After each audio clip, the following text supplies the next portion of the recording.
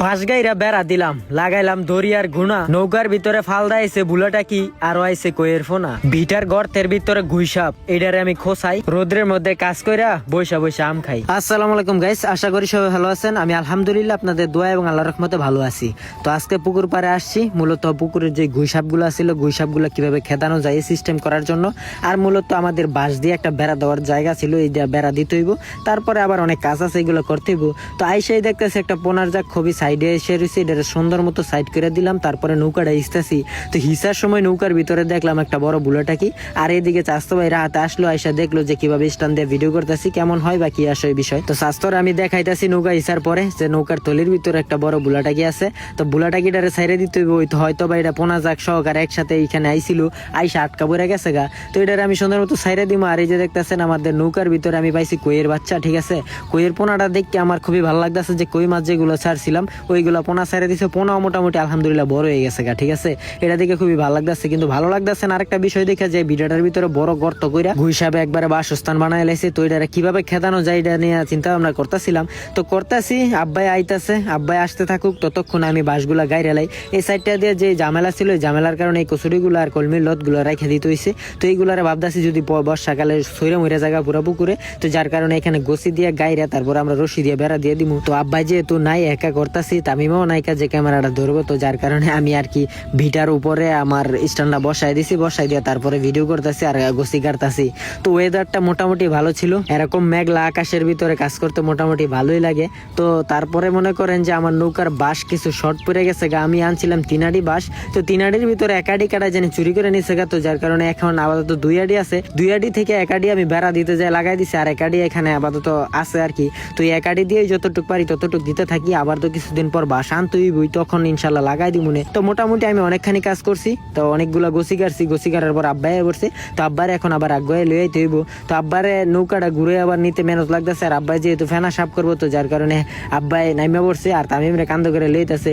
এই দৃশ্যটা আসলে অনেক সুন্দর একটা দৃশ্য, যে বাবার কান্দ করে যাওয়াটা, এটা অনেকে যাইতে পারে নাই বা অনেকে এখন আফসোস করতেছে। তো যে বাবা থাকতে বাবার কদর করবেন, ইনশাল্লাহ বাবার দোয়া পাইবেন। তো তামিমে আর বাবাই দুজনে মিল্লা ভিটাতে আসছে, আইসা বাবাই যে চারা গাছগুলো লাগাইছিল এগুলা পরিষ্কার করে সব সুন্দর মতো করতেছে।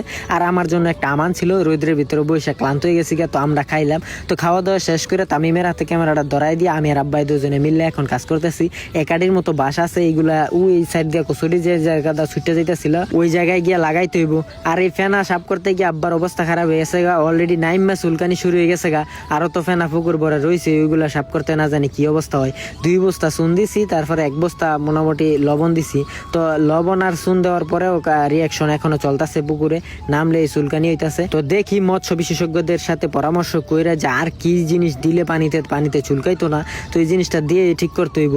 তো তারপরে চুলকানি সহকারে নাইমা পড়ছি আমি আর আব্বাই। পুকুরের ফেনা যদি না কমাই তাহলে পুকুরের অবস্থা খুবই খারাপ হয়ে যাবো গা, পুরাটা পুকুর ভরে যাবো গা।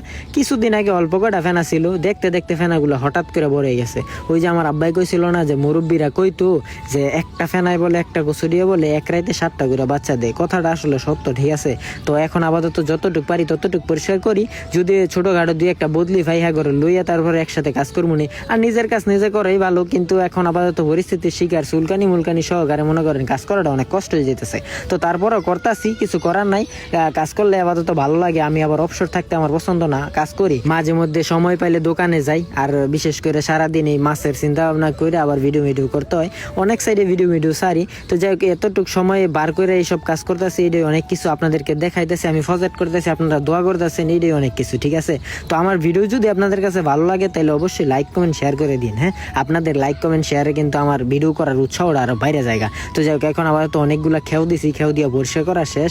আর আব্বাই মাঝখান দিয়ে খেউ দিয়ে আনতে অনেকটা কষ্ট হয়ে যেতেছে, নাইমা পুকুরের ভিতরে বোকফানির ভিতরে নামাটা কষ্ট, তো যার কারণে বাঁশ দিয়া মনে করেন আগুয়ে আনতাছে আর আমরা একসাথে ফালাইতেছি। ছোট একটা নেট ছিল, নেট দিয়ে খেউ দিয়ে ফালাইতে অনেকটা সুবিধা হইতেছে, কারণ হাত দিয়ে কয়টা আর ফেনা তুলমা আর কতক্ষণে ফালাম। এর আগে অনেকে কমেন্ট করে জানাইছিলেন যে পুকুরের গুইগুলা কিভাবে খেদাইতে হইব, কিভাবে মারতে হইব, ওনাদের কাছ থেকে সাজেশন নিছি। তো আপনারা আজকের ভিডিওতে কমেন্ট করে জানাই দিবেন। কমেন্ট করছিল যে এটা গুইয়ের কিছু একটা আদার মাদার দিয়া হয়তো 20 দিয়ে মাইরে লইতে হইব, টেডা দিয়া মারতে হইব, তারপরে এগুলার খেদাইতে হইব কিভাবে। তো দেখি কোনটা দিয়ে কোনটা সলিউশন বার করতে পারি। এখন আপাতত চিন্তা ভাবনার মধ্যেই আছি। আসলে এটা কিন্তু চিন্তার বিষয় যে পুকুরের ভিতরে 27টা গুই আছে, এই গুইগুলা না খেদাইলে মাছ খাই লইব, আর সারা মাছ থাকলে তো মনে করেন অবস্থা খুবই খারাপ করে লাগবে। তো যাই হোক, এখন আপাতত করতে থাকি। আর চুলকানি বেশি হয়ে গেছে তো যার কারণে এখন বেশি একটা কাজ করতে পারতেছি না, বাসায় চলে যাইতে হইব। তো আজকের ব্লগটা পর্যন্তই। সবাই ভালো থাকবেন, সুস্থ থাকবেন, আর আমার নেক্সট ব্লগের অপেক্ষা করবেন। আল্লাহ হাফেজ।